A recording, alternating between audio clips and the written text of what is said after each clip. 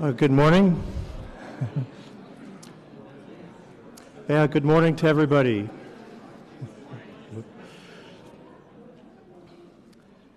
So the first and most important question, was there coffee in the breakfast area? Do you have enough coffee in there?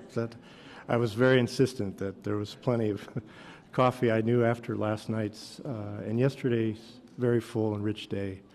I hope you rested well. For those of you off campus and on campus, that you rested well. Remember, hydrate, hydrate, hydrate. That's our mantra. You're probably noticing, especially day 2, if you're just coming into the Denver area, that's really important to keep yourself hydrated. So again, good morning.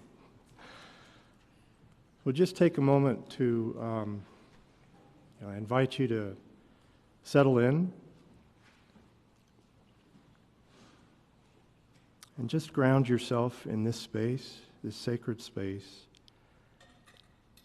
made sacred by memory and faith and hope and love and the presence of one another. What a gift it's already been to be with each other in the spirit of this place, at the foot of the Rocky Mountains, where Merton flew over on his way to California and had that wonderful image of the calligraphy of snow and rock and sky. Just breathing in, breathing out, and awakening all your senses into the present moment, the now, and the now, and the now.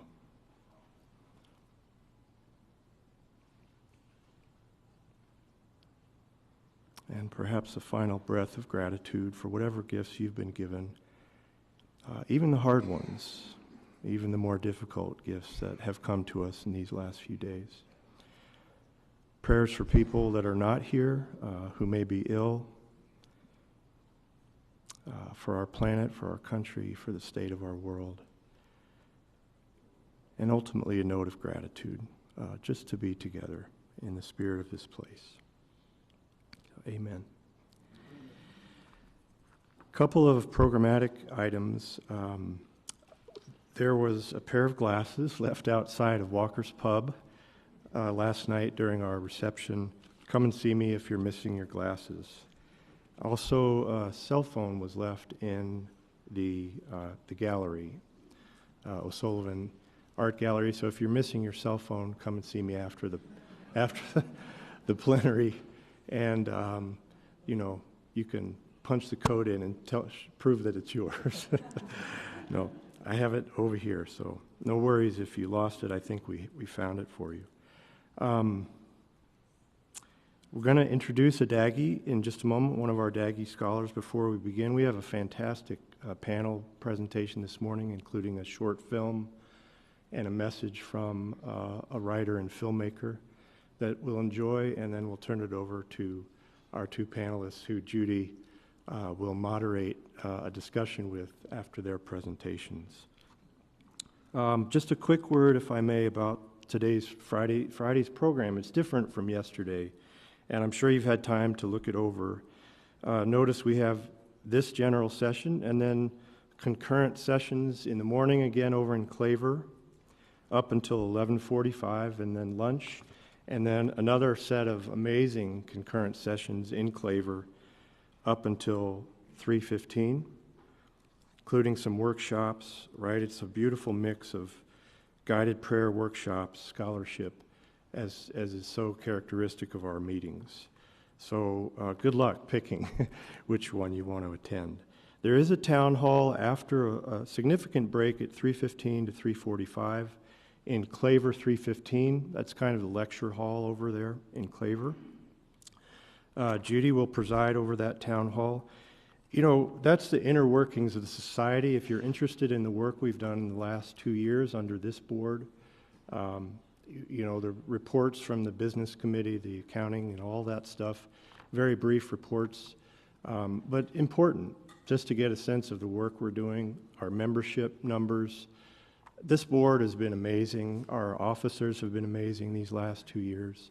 And so if you're interested in getting a glimpse inside of all that, additionally, there's a really important bylaws proposal up that there's information about in your folders. Especially for those of you who are ITMS members, you have a vote. So your presence is especially important there to hear the presentation about that proposal, to offer your thoughts, and to have a vote about the proposal that's on the table. If you're not a member, you're still very welcome to come and have a voice, just not a vote in that case of the bylaws change. Okay? Some of you may just be worn out. You know, feel free to do what you need to do. If you are not a member especially and you just need some time, quiet time, do what you need to do to keep yourself grounded. It's certainly not obligatory to come to the town hall, but again, important to see the inner workings of what this all-volunteer board and officers have done in the last 2 years. Is that a fair? Yeah, okay. With that, I want to introduce Diana, one of our Daggy scholars. Would you want to come up and introduce yourself? Let's give it up for Diana.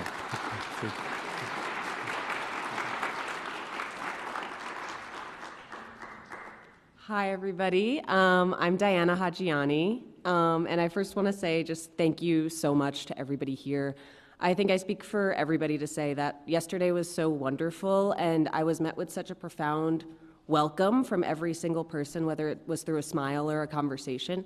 So I'm grateful to everybody encapsulating Thomas Merton's sort of spirit of hospitable exchange, as he did with many of his letters. I'm Diana Hajiani. I work at Loyola Marymount University. I am a campus minister. I run retreats over there for people who are sort of searching for, exploring their spiritual wilderness. And I found my way to Thomas Merton when I was an undergrad, and I studied pretty in-depth Buddhism, and I myself am Greek Orthodox, so melding those two worlds together in my studies, and that was brought into conversation through a campus minister of mine who introduced me to Thomas Merton. And I didn't necessarily pick him up at the time, but then once I got to grad school at BC, I was beheld by many former Daggy scholars who invited me back into the world of Thomas Merton. And I am hoping and grateful for this opportunity to be here because it's a chance for me to really dig in, and I don't think I would have gotten that without the Daggy Scholarship. So I'm really grateful to everybody who's contributed to that, and I'm excited to bring back some ideas on how to continue doing interfaith work on my campus and how to engage this spirit of just like radical engagement with the world through a contemplative lens when I get there. So thank you, everybody.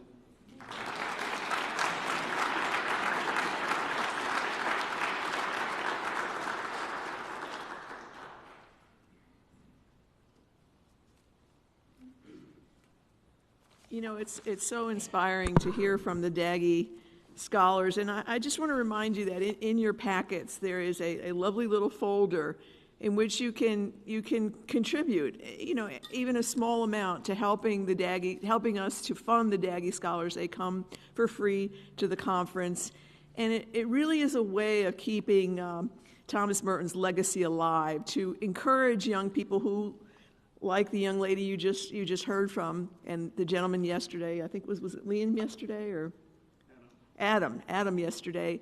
You know, they come across Merton and they don't want to leave him then, and we give them an opportunity to go deeper. So, you know, take a look at this, see if you're so inclined to contribute. And thank you, that was beautiful. All right, on to our panel. I dream of the American West, Merton wrote in his journal after returning in May 1968 from visits to both California and New Mexico. And I have to tell you, I have been personally very excited about this panel since learning about it, because we're going to be getting deeply into the theme of our conference here, which is the way place and landscape affected Merton, especially at the end of his life. We're going to see a film by Fred Bahnson and Jeremy Siefert. And I have to say, this film, I watched it in preparation for the workshop I'm giving tomorrow on Thomas Merton and the Search for Home. And it was so moving. I was moved to tears, and I think you will be too. And so we'll see that film, and then we'll hear from Fred Bahnson, who was one of the writers with Jeremy Siefert's. He'll read from an award-winning essay that he wrote for Emergence magazine that led to this video. And then we will hear from David Odorisio, who discovered recordings of Merton's conferences at the Monastery of the Redwoods in California, and then compiled them into a most engaging and accessible book for all of us. So he made a major contribution to the scholarship on Merton in doing that. He will be followed by Kathleen Tarr, one of our board members. And Kathleen is what I would describe as a channeler of Merton's time in Alaska, where she lives. She's the author of We Are All Poets Here, Thomas Merton's 1968 Journey to Alaska, a shared story about spiritual seeking. And Kathleen is herself a poet. And she will talk about the amazing effect that mountains had on Merton. I've heard Kathleen talk on this subject twice before, and it's absolutely wonderful and engaging, and so we're in for a real treat. Please, first, let me have you welcome, oh no, the film, excuse me. We will see the film. I was about to have you come up here, David, but we're going to see the film of Fred Banson's first.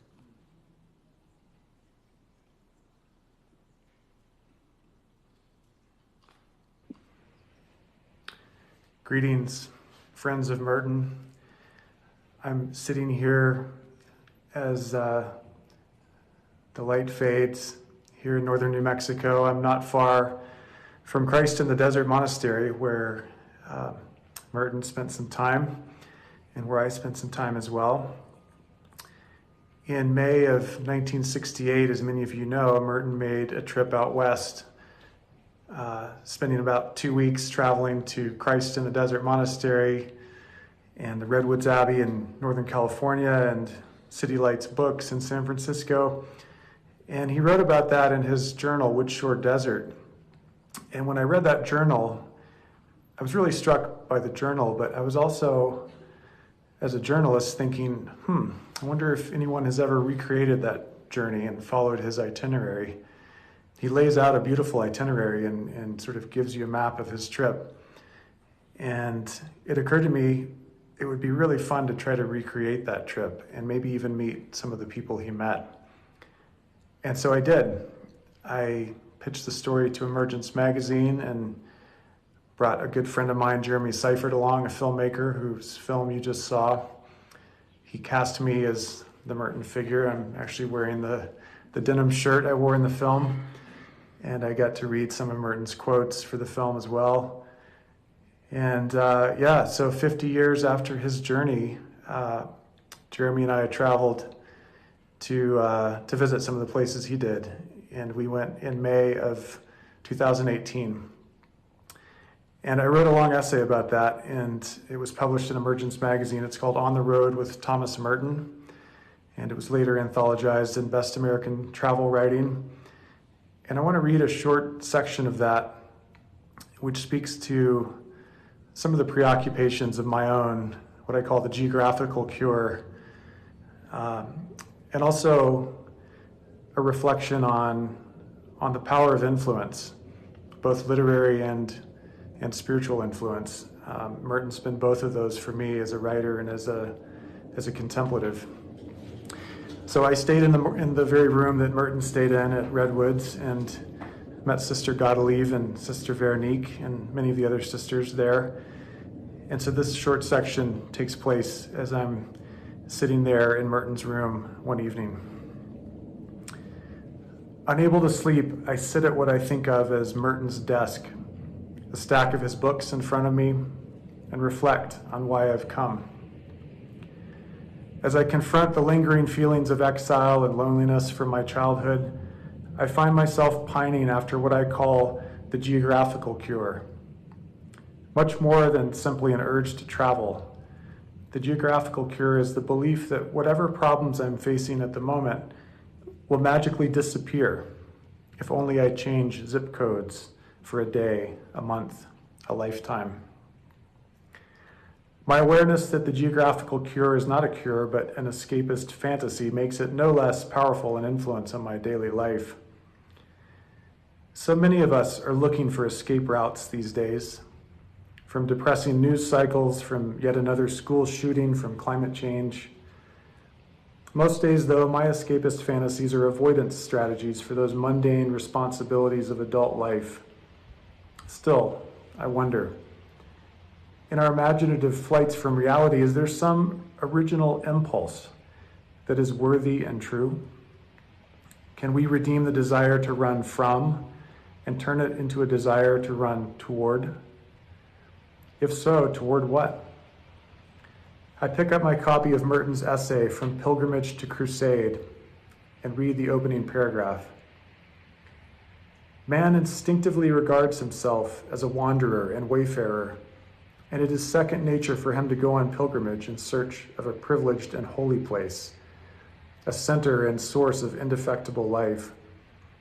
This hope is built into his psychology, and whether he acts it out or simply dreams it, his heart seeks to return to a mythical source, a place of origin, the home where the ancestors came from, the mountain where the ancient fathers were in direct communication with heaven, the place of the creation of the world, paradise itself with its sacred tree of life. Merton's essay describes two forking paths in the spiritual life, the choice between pilgrimage and its warped image, the crusade.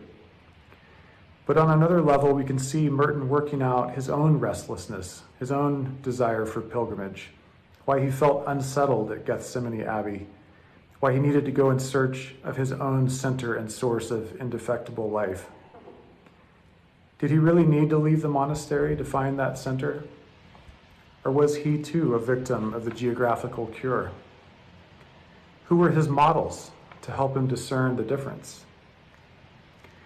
As I sit at Merton's desk in the guest house of Redwoods Abbey, I want to believe that what brings me here is more than escapist fantasy.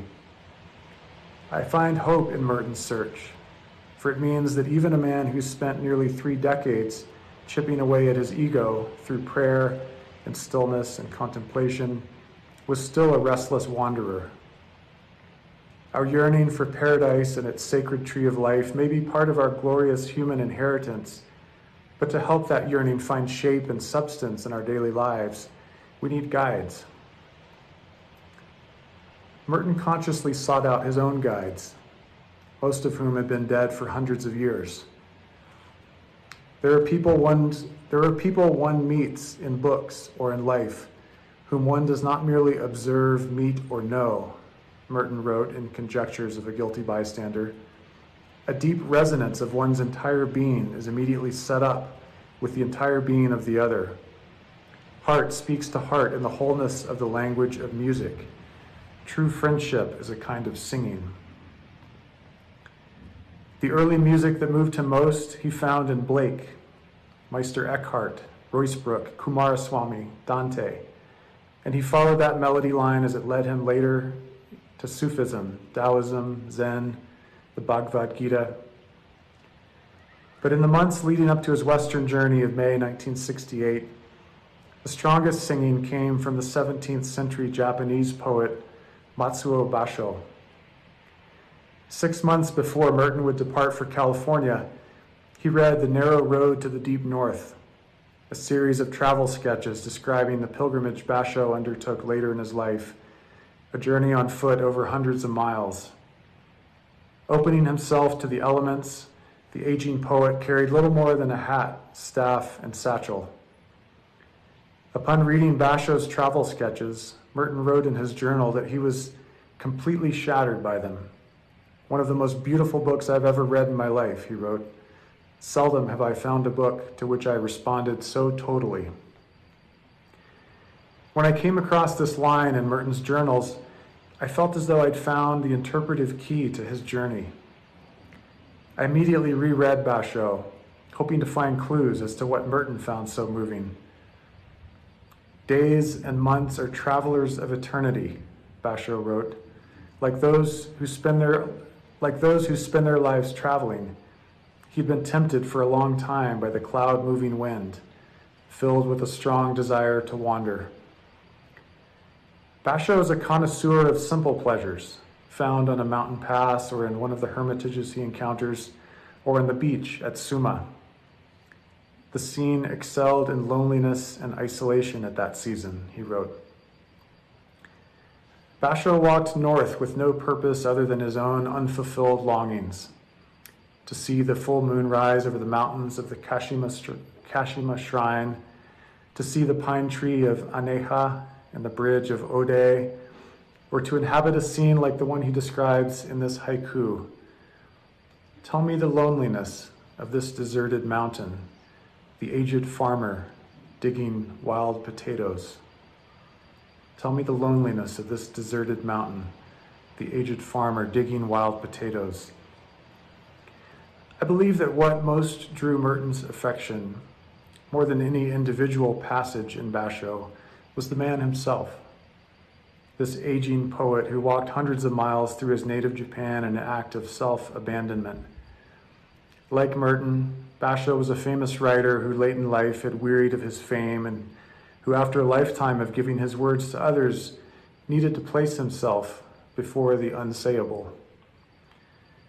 Merton loved Basho for the same reason he loved Russian icons or Paleolithic cave paintings. They were all examples of pure seeing. In the final years leading up to his Western journey, this desire for direct awareness became an increasing preoccupation for Merton. He was seeking bedrock, the undistilled center of our being in God, the pure drop, what elsewhere he calls le point vierge. At a castle ruins in the village of Ichikawa, Basho wrote, I felt as if I were in the presence of the ancients themselves. He left those ruins and took a small boat to see the islands of Matsushima, which appeared to him like parents caressing their children or walking with them arm in arm. My pen strove in vain to equal this superb creation of divine artifice, Basho wrote. Such is the power of literary influence.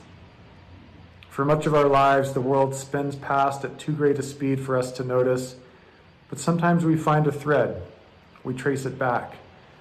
Time and distance fall away, and suddenly we feel as if we were in the presence of the ancients themselves. We stand beside Merton as he stands beside Basho on a deserted mountain in 17th century Japan, all of us watching an aged farmer digging his wild potatoes. We feel the loneliness of that scene, yet we are not alone. We partake together. Heart speaks to heart across the centuries. This is the divine artifice at work, and we strive to equal it with our pens, with our lives. Thank you.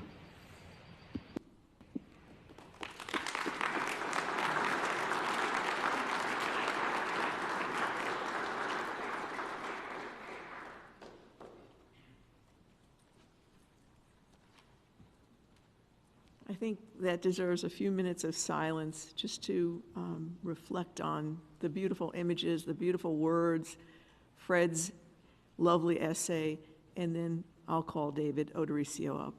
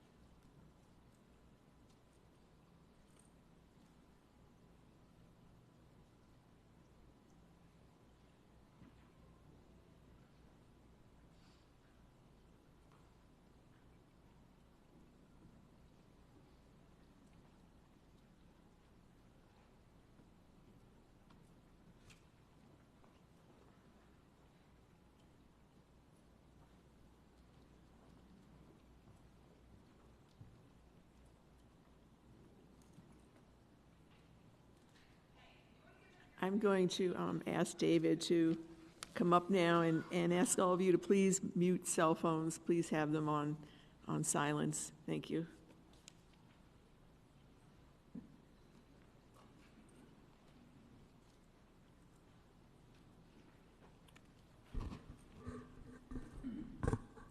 Thanks, Judy. Hey, Leaf, can we go back to that sweet mood lighting?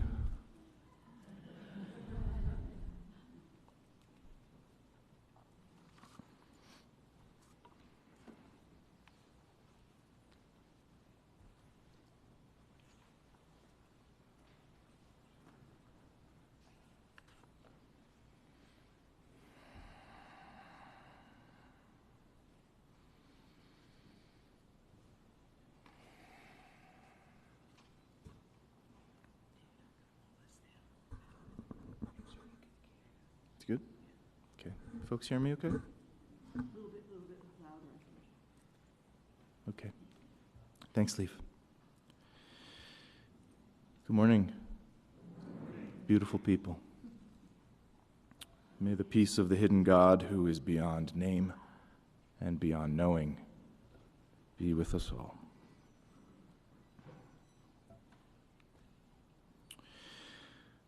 We are all secrets.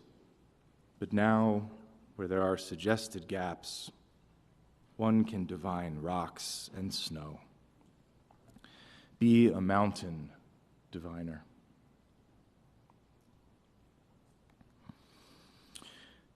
In a February 1968 letter to futurist Barbara Marx Hubbard, Merton outlines two different types of ethical consciousness: millennial and ecological.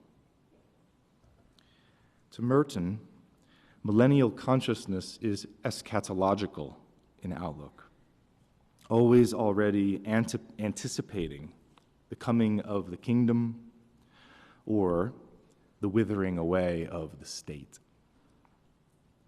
This type of consciousness repudiates the past in order to open up to the future, and is found, for example, in revolutionary upheaval, but also, for Merton, in ecclesiastical renewal. Ecological consciousness, on the other hand, whispers, "We are not alone in this. We belong to a community of living beings." Merton summarizes, "We must not try to prepare the millennium by immolating our living earth." At Redwoods Monastery in May 1968, Merton would further develop his notion of an ecological consciousness. Drawing on his rich anthropological research into the cargo cults of the South Pacific and his soon-to-be published essay, The Wild Places, Merton develops his own contemplative ecology that harkens back to the desert monastic tradition of late antiquity, yet points towards the kind of mycelial thinking about human and more than human interconnectedness that would come to dominate contemporary systems theory, environmentalism, and the study of human consciousness. In the section of Merton's conference notes on mystical theology entitled Contemplation and the Cosmos, he outlines a patristic contemplation of God in and through nature. Merton defines this ancient tradition of theoria physicae as the reception of the mysterious, silent revelation of God in the cosmos. Kim Haynes-Eitzon's 2022 Deep Listening into Desert Spaces offers a contemporary translation. Place and belonging, hearing and listening can reveal our deepest longing, fear, and sense of wonder. In other words, how humans divine depths in the dark mirror of nature. Natura naturans. Silence, attention, listening, participation. Core components of desert monastic divination. Divination is a practice that restores connection to the natural world. In the ancient world, Roman haruspicy taught practitioners to learn the language of the liver and therefore the language of life. Examining animal innards taught one to read into one's own animal nature. West African cowrie shell prophecy, tea leaves tasting horizon's future, augurs of innocence. Divination offers the opportunity to read into the natural world and begs its own creative eisegesis. Diviners learn to prophesy through the natural world. Divination invites practitioners to participate with nature in creative, embodied, relational, and imaginal capacity. A deep ecology that recenters the inherent unboundedness and bondedness of psyche in nature. Nature as psyche. For Merton, his own contemplation of the natural world out west led him organically to the development of a finely attuned ecological consciousness, capable of reading the calligraphy of snow and rock and sky. Or in the case of California's Lost Coast, the black sand beaches, crashing waves, soaring birds, and wide open horizons that led to a radical change in Merton's thinking. Merton invites us to shift from climate denial to encountering our climate grief, only to rewild our psyche's contemplative landscape. A coming aliveness, a saying yes to life in its abundant fullness.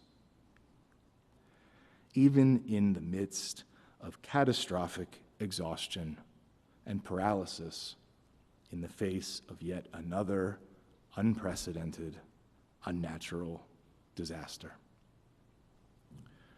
Merton encourages us to plant a garden. 2 weeks after Merton's death, the photograph known as Earthrise was taken during the Apollo 8 lunar landing, December 24th, 1968. Author Frank White coined the term the overview effect to describe the shift in worldview reported by astronauts while viewing the Earth from orbit. Quote, the experience of witnessing firsthand the reality that the Earth is, in space, a tiny, fragile ball of life, hanging in the void. What might we divine from this image? Visionary theologian Ewart Cousins prophesied an emergent global spirituality that would catalyze a slow yet pronounced transformation towards transcultural, transnational consciousness. This type of collective monastic therapy might still be a long time in the making. And yet, Julian of Norwich, the 14th century English anchoress, experienced her own version of the overview effect when offered a vision of a hazelnut in the palm of her hand, which she divined represented all of creation. In the face of near death, at 30 and a half years old, Julian speaks to us across 6 centuries to remind us that God made it, God loves it, God keeps it. Ultimately, questions of eschatology are God's business. But for myself, I can choose this 1-degree shift towards hope. To become a tiny carrier of ecological consciousness as we inchworm away from the violent and escapist future fantasy of millennial consciousness. Ecological consciousness might just serve as one little way to redeem these times. This is Merton's invitation to us today. Thank you.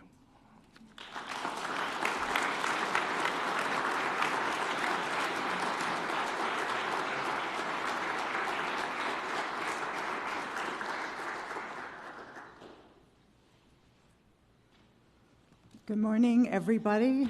I want to thank Christopher Pramick and Laurie Pramick again. My heartfelt thanks for all that they have contributed to make this a special, special conference at Regis.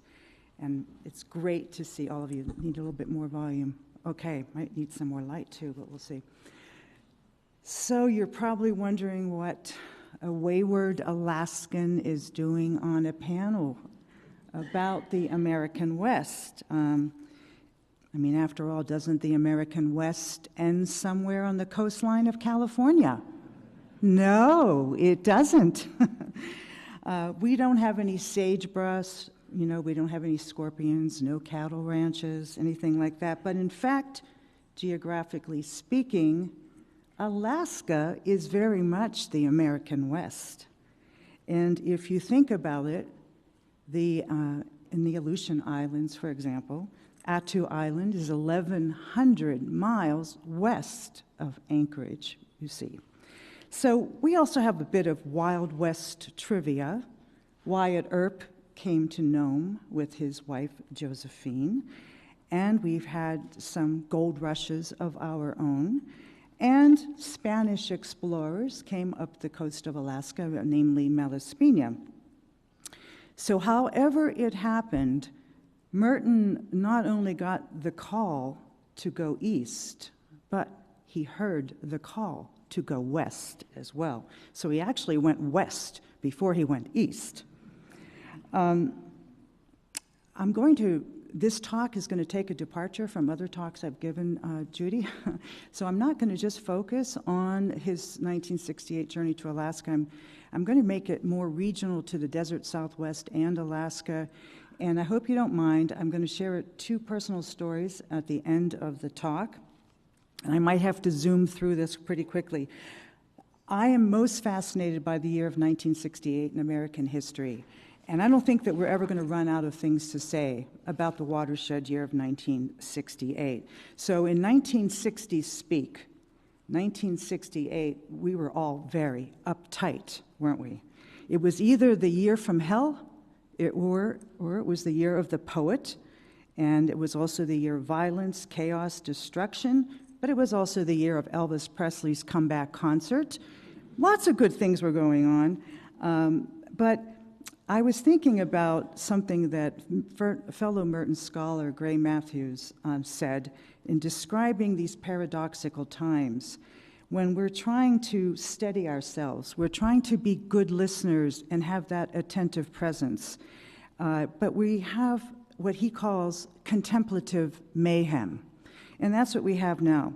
So in this talk, I do acknowledge the dark history of the indigenous people in the American West, the subjugation of those peoples, the massacres, the theft of lands by the U.S. federal government of native property and land, the excruciating hardships that were faced by the first peoples, by white people, and by the conquistadors.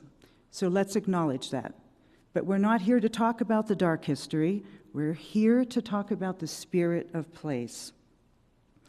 It's impossible to capture the enormous energy that landscape metaphors have entered and how they've entered into the human imagination. Mountains and mountain imagery, as we have just seen, will never cease reverberating through world religions in India, in the Middle East, Japan, Tibet, South America, and right here where we are. In Hebrew scriptures, the word for mountains, har and harim, appears 520 times. So I want to share a few mountain stories with you, which will lead to some surprising and geographic spiritual circles, very much related to what David Odorisio was just speaking and Fred Bahnson. Part of Merton's motivation for embarking on his world trek in 1968 was to drink from the ancient sources of wisdom. And had things turned out differently, Alaska would have taught him much, because we have the highest percentage of indigenous peoples than any place in the United States for our very small population. And this very inquisitive monk surely would have studied with intensity the Yupik, Inupiaq, Tlingit, Tsimshian cultures. The land and the mountains for our first peoples are their great libraries. Coincidentally, in 1968, Merton was also working on minor revisions to some corrections he was doing to a manuscript called The Inner Experience. He started working on it in 1959, but in fact it wasn't even published until 2003. But he said in that manuscript, quote, "But unless the note of sacred awe heightens the perception of intellectual beauty, we do not yet have contemplation in the religious sense of the word." So Merton's far-reaching travel plans answered this inner call, this desire to heighten the notes of sacred awe, wherever those notes were to be found. So put it this way, in mountain terms, his impulse was to leave the tent of thought behind at the base camp, so to speak, and to traverse some new terrain, maybe a lot more challenging. And that means physical as well as metaphorical. And as we all know, Earth's mountains have played a major role in opening man's consciousness to a higher level. In an interview, one of my favorite writers, Barry Lopez, gave in Alaska in 1999, he said, and I'm paraphrasing, "We are horizontal creatures looking across and through the plains and the fields and the forest. But we sometimes need to look at the vertical sense of life. When we look up, we see mountains, all that imponderable physical space. And as humans, we are filled with a sense of hope when we gaze up at them. But rarely do we talk about this psychic dimension of mountains, how they emit these certain spiritual energies, how hard it is to put our feeble words to that which is ineffable and unfathomable. We seem to dwell on the history of the death-defying ascents, the first ascents, the spine-tingling expeditions to map the mountains. I'm as guilty of this as everyone. I spend a lot of time reading alpine literature. But the worshipful, the religious attitude is not as impressed by these scientific facts like the figures of altitude and so forth. It's not about the ambition to conquer the mountain. It's not about that. In the religious-minded person, they prefer that the mountains conquer them. So in other words, spiritual elevation takes precedence over any feat of climbing. So now for some personal notes here. Over the past winter, I made some very interesting discoveries related to Merton's 1968 sojourn. And when I think about it now, these associations and psychic connections remind me of mystical circles of time, Jungian synchronicities, the collective unconscious. And my friends, mountains run through all of it. It is well known that in 1968, one of the books that Merton was lugging around with him was the Tibetan Book of the Dead by Dr. W.Y. Evans Wentz. Wentz was a world authority on Tibetan Buddhism And that's why, of course, Merton was eager to read him. Evans Wentz was an anthropologist who earned his degree at Stanford and then in Oxford in 1910.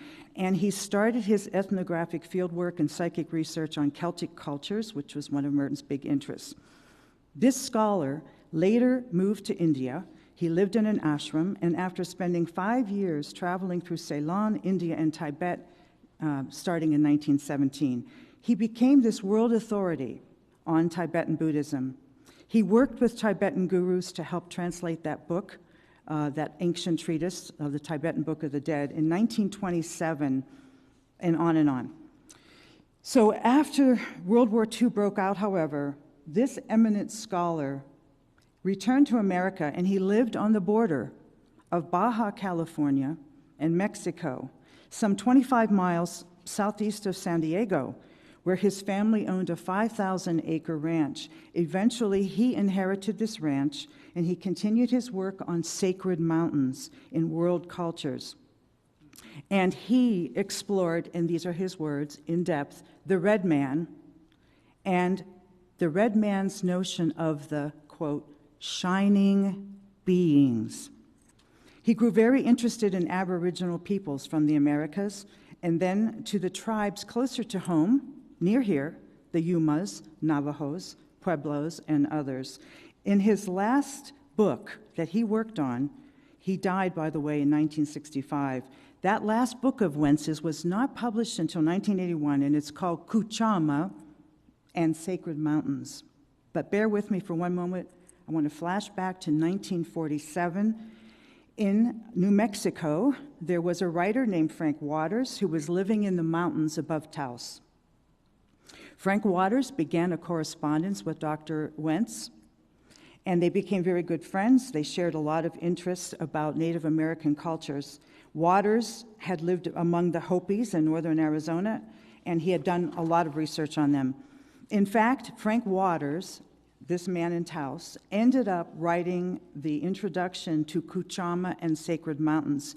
And according to Frank Waters, the theme of this book is the spiritual and psychic unity of East and West. Through Wentz's deep study of the mountain as a spiritual sanctuary of paramount importance, Wentz had made the connection between the rituals, the lore, and the beliefs of Tibetans and Hindus with the tribal cultures of the American desert Southwest. Well, isn't this exactly what Merton's pilgrimage was about in 1968? Building and crossing bridges between East and West. It's as if Merton was channeling Wentz more than he ever realized. Wentz's revelation was to find that honored rituals from opposite ends of the world, East and West together, were sharing a spiritual plateau.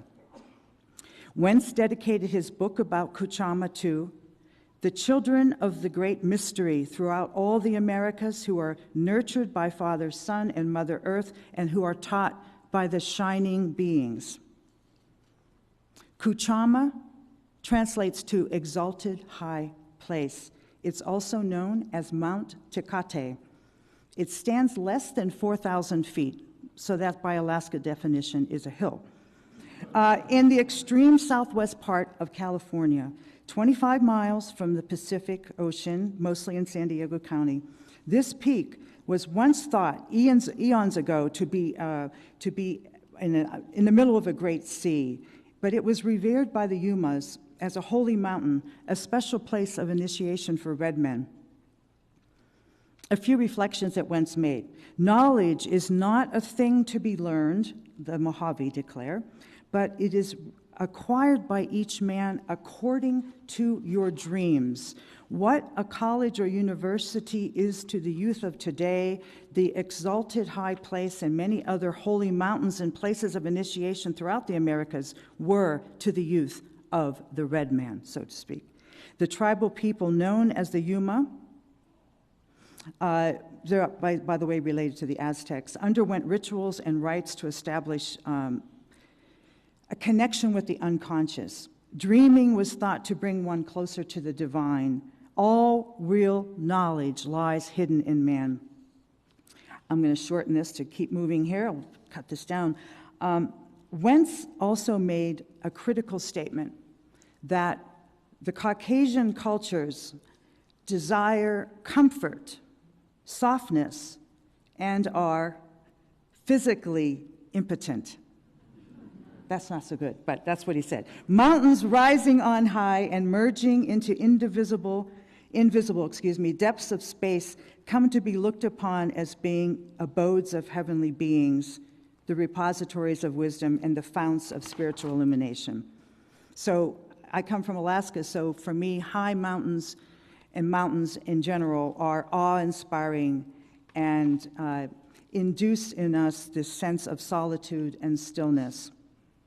And as you know, pilgrims from all ancient civilizations throughout history have been drawn to the greatness of mountains and creating a sense of inner harmony, right? So you can think of Mount Kailas in Tibet. You can think of the mystical, mythological Mount Meru, Mount Hagoro, Mount Fujiyama, all on and on and on, all of the mountains that are mentioned in the Bible, and the 4 sacred mountains that bound the Navajo homeland in 4 directions, on and on and on. Now, I want to come full circle and tell you some strange stories that somehow connect all of this. A few years ago, I went to Taos, New Mexico on a return trip to visit a close friend who lives in Arroyo Seco, which is a village originally founded by the Spanish in 1500. That's how I learned who Frank Waters is, and at the time, I was given a copy of the book called Mountain Dialogues, written by Frank Waters, published in 1981 by Ohio University Press. And as I was standing in this bookstore in Taos, New Mexico, just randomly browsing, in walked the novelist John Nichols, whose 1974 novel, The Milagro Beanfield Wars, had been adapted into a film produced by Robert Redford. We started chatting, and I told him I was, interested in Merton, and on. And later, this novelist sent me a book about New Mexico. And he also, in there was one line, and it is, "If mountains die, where will our imaginations wander?"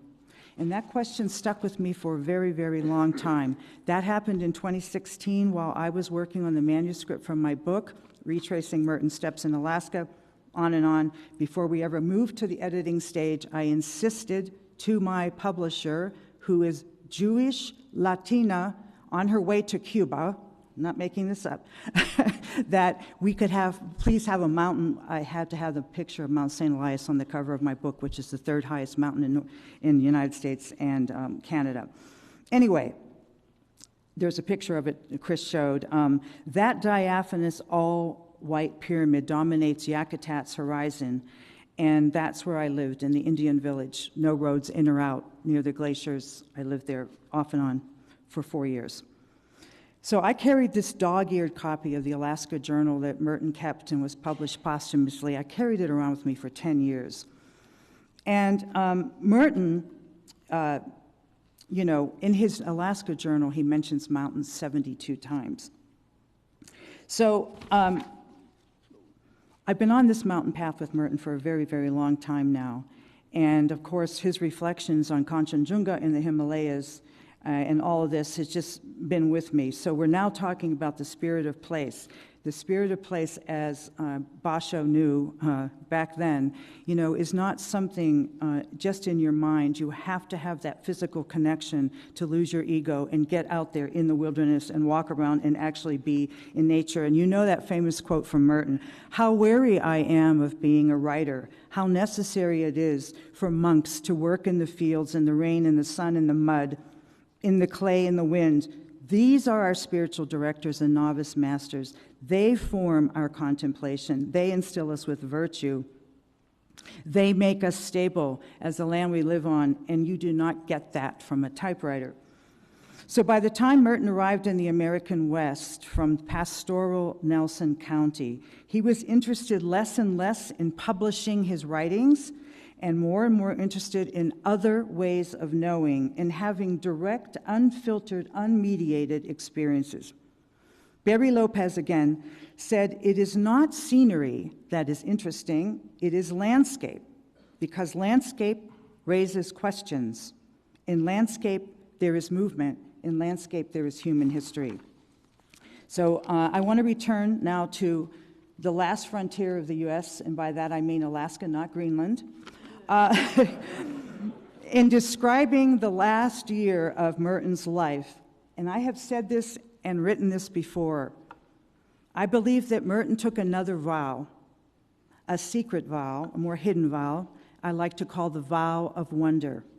In the murkiest of times, when there seems to be a major breakdown in social unity and cohesion, as is happening all over again, and when there is a lot of negative psychic energy floating around, where can we go?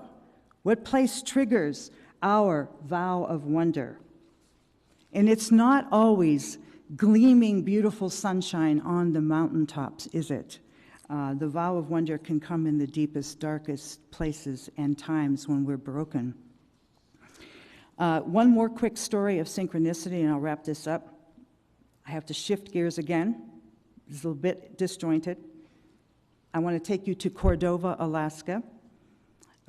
This is a place that Merton visited in his Alaska journey. He spent 17 days in Alaska. Cordova is on the north Gulf Coast of Alaska, south of Anchorage, north of Yakutat.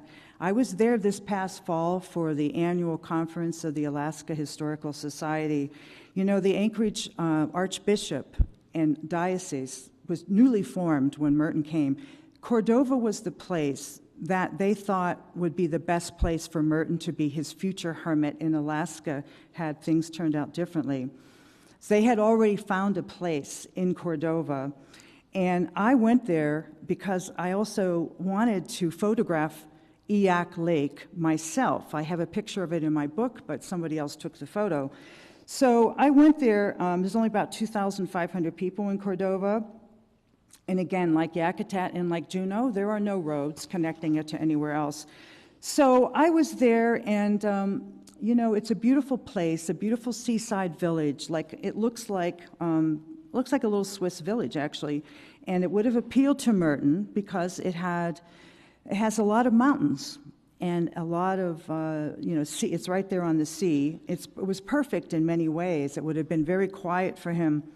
And I planned to take pictures. I found a local woman. We hopped into her husband's pickup truck. We drove down Eyak Lake Road, and it's still not paved today, and that's the road they would have built a cabin for Merton. So I took some pictures, and there's mountains all around. They're part of the Chugach Range. And today, the road ends at a hydroelectric dam. Anyway, the problem was, last summer, the bears had actually invaded the town. There was a low salmon run, low berry run, and the bears were everywhere. And Merton was absolutely petrified by bears, and so that wouldn't have worked out for Merton very well. Also, Merton didn't drive, as you remember. So for him to have gotten his supplies, he would have had to walk into town in the winter. It just probably wouldn't have worked out at all for Merton, I don't think. But anyway, on the final meeting at the Alaska Historical Society, someone came up to me and said, "Hey, there's someone here in town whose father knew Merton." And I said, "Yeah, sure." And I kept drinking my beer, thinking, yeah, I've heard these before. That's not going to amount to anything. But she insisted that I meet this person. The very next day, we were in the lobby of the conference, and it was on a break, and a white man in his 50s, I would guess, who had a native Alaskan motif on his vest, came over to me carrying a bundle of books and papers. We shook hands, we sat down in some plastic chairs, and I just heard a presentation on the Exxon Valdez oil spill of 1989, and he introduced himself as Mark Heidbrink. And at first, I didn't quite get that connection. Mark Heidbrink. Son of John Heidbrink, the Presbyterian minister who worked on the forefront of the civil rights movement, who knew Martin Luther King, who helped organize the spiritual roots of protest retreat in 1964, was it, with Merton, and all these people. It was his father. And I thought, wait a minute, we didn't even know, he didn't know about me, I didn't know about him, we both live in Alaska. His father was the person who escorted Thich Nhat Hanh to the Abbey of Gethsemane in 1966 and who had done all these things. Well, anyway, we sat and talked. John Heidrich, his father, had become one of Merton's most important correspondents. They had many, many letters. 25 of them are in the Hidden Ground of Love. So in one of the letters that Merton wrote to Thich Nhat Hanh in 1966, he said, "A new mentality is needed, and this implies above all a recovery of ancient and original wisdom. That is what is needed, and real contact with what is right before our noses." So Merton's reminder that it wasn't abstract concepts that we needed, but we needed connections with the real. So to end this, Mark Heidrich had crossed the very turbulent waters of the Gulf of Alaska to become a fisherman in 1988. He said his father would have been flabbergasted, John Heidrich, flabbergasted and stunned beyond belief to know that both Thomas Merton and his own son had been attracted by the mountains, had come to Cordova, and that these same luminous mountains that had so captivated the monk, had so captivated Mark Heidrich, and have so captivated me. There is just something woo-woo mystical happening here. It's just, it's going to happen, I think, to all of you at some point in this conference, too. So to wrap this up then, in this epic, perhaps more than in any other past epic, said Wentz, the city-dwelling multitudes need a spiritual rebirth which is bestowed by earth's sacred mountains. If our civilization is to endure, it must break its urban fetters and live in attunement. And I love his expression. He uses at-one-ment, in at-one-ment. So Merton was starting to take the vow of wonder as seriously as he was taking the vow of reading so many books. Americans of European lineage will come to recognize and value the virtues of spiritual significance of pre-Columbian cultural heritage, and we can think about Peru right at this moment. Merton held fast to these same mythological dreams, and as eloquently expressed by those other two authors, about the spiritual unity of all peoples, of all faiths. So I'll end with this. Somehow, we must rediscover the sacred awe of mountains and the life that pulsates on and within them. Mountains, as Merton knew, will lead you to the shining beings. Thank you.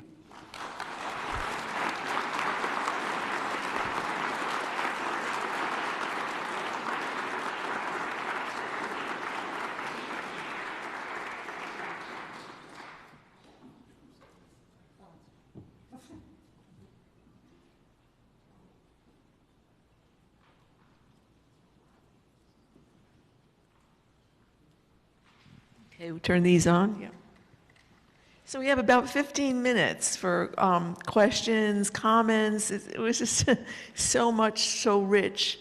But if Kathleen and David would be kind enough to answer some questions. Well, I'll start with the first one, and you could think about what you would like to ask.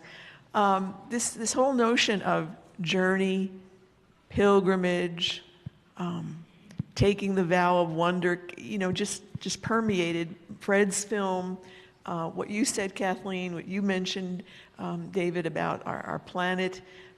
Maybe you could expand a little bit more on that, on how do we how do we maintain that? Because we're in a period now where we're supposed to be, mining the mountains and, almost destroying our landscape. So how do we cultivate a broader sense of wonder?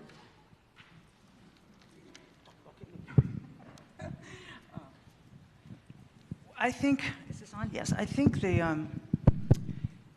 it's really important. I'm a writer, as you all know. It's important to put the books down. I mean, it's important to go into silence. It's important to get away from words. I think that's what Merton was trying to do somewhat in 1968. So I think it's really, Fred's presentation and then leading into David's and then mine, I think that theme of the real, and I think we found that out during the pandemic, right? During the pandemic, what did we all do? Did we want to read a lot of books? We wanted to get out in the fresh air. We wanted to walk in the parks. We wanted to, just sit under a tree. We wanted to garden. We wanted to do all these things. We needed to get in touch with nature in a real way.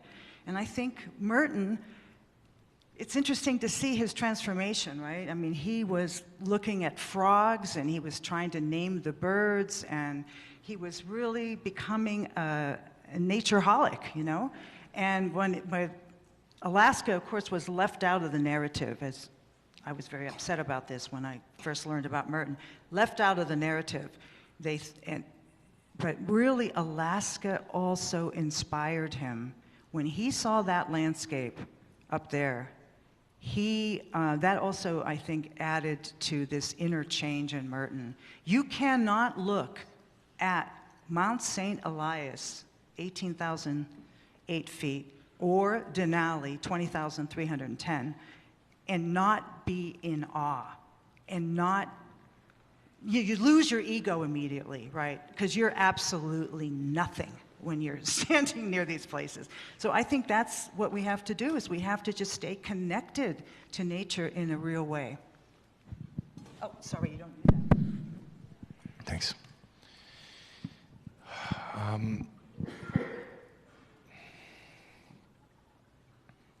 Not an advice giver. I'm a recovering advice giver, since you asked. I think the invitation is to be like the snail. Do you all see that little snail on that banner? Pointed out to me by my friend. We live in a culture of mass dissociation, and I mean that in the most clinical psychotherapeutic sense of that term. We live in a culture of dissociation, and we live in a culture that has capitalized on our dissociation by providing us with endless means to distract ourselves. The first step is slowing down enough to feel our feelings. We have to feel the grief over what's happening environmentally. We have to slow down enough to notice the images of children in Gaza. We have to slow down enough to experience one another here together in this space, because that's the only place that hope awakens, is when we come together in this way. But it has to start with being present and relearning how to bow to one another. Many people here have spent time in Trappist monasteries. Think of all the bowing that happens every day at the Abbey of Gethsemane. We should all be walking around practicing reverence to one another. We are the ones walking around shining like the sun. A phrase that really struck me, I think it was in your talk, David, you talked about pure seeing. And Merton, it seemed to me that that's what he was doing, particularly at the end of his life. And I'm wondering about how do we do that in our lives? And what are some of your ways of pure seeing? You know, St. Bernard of Clairvaux talked about looking for the real behind the real. And when I was working as a journalist, that was always in the back of my mind. What is really going on here? So how do you practice pure seeing? And how have you taken a vow of wonder? And we'd love to hear from you.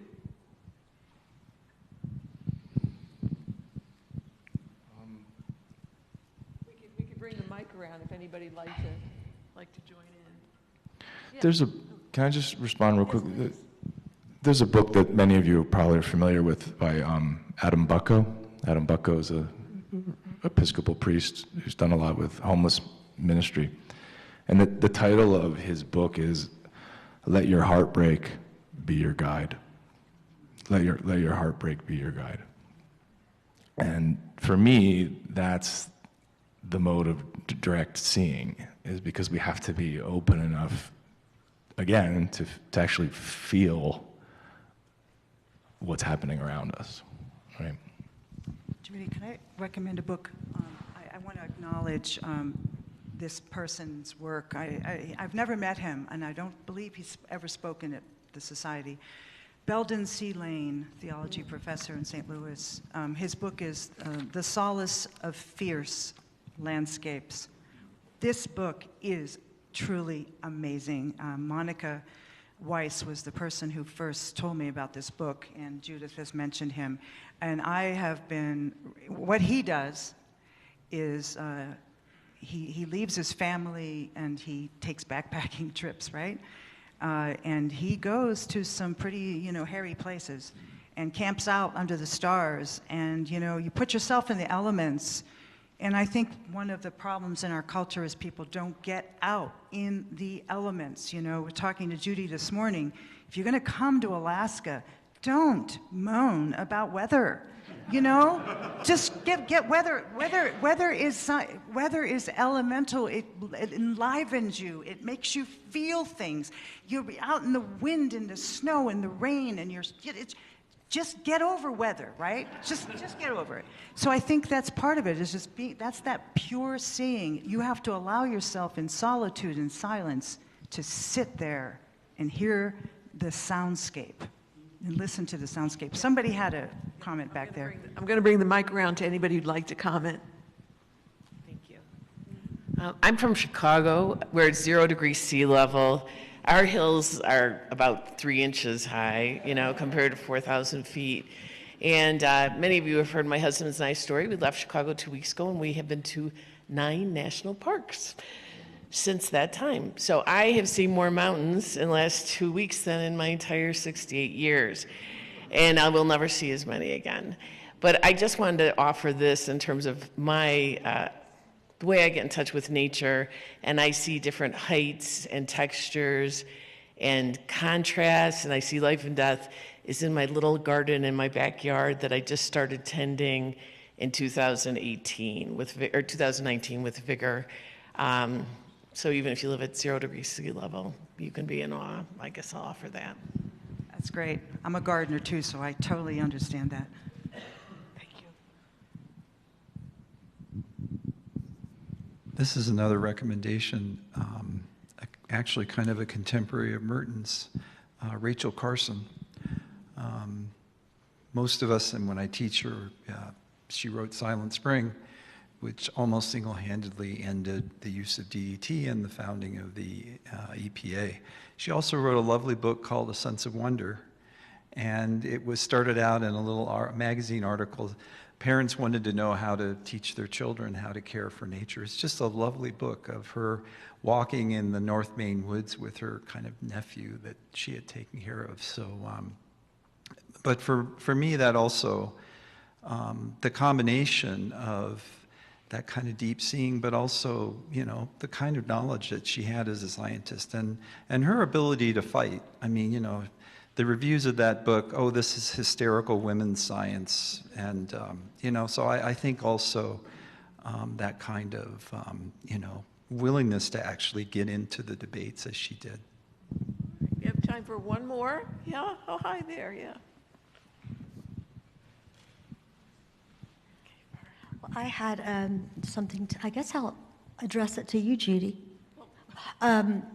I was thinking a lot about Merton's journey and also the Camino Santiago, the journey of St. James that leads to inner transformation. So many people around the world go and do that. And I was even reading that it kind of aligns with the Milky Way. And since it is such a huge aspect of Ignatian spirituality, this journey motif, I wondered if you had any thoughts about that, about the St. Ignatius and the journey, the transformation, and kind of relating that to Merton.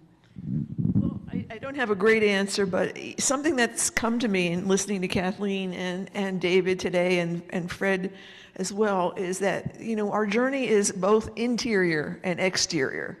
And, Merton proved that, he, all those years that he was in the monastery, he was on a journey, he was on a pilgrimage. And then he made these physical pilgrimages, which added to that, like the Camino de Santiago, for example. And so I guess maybe as a closing thought, we could think about what is our interior journey? Where are we at right now in our interior journey? And what are the exterior pilgrimages we might need to take that will complement that interior journey?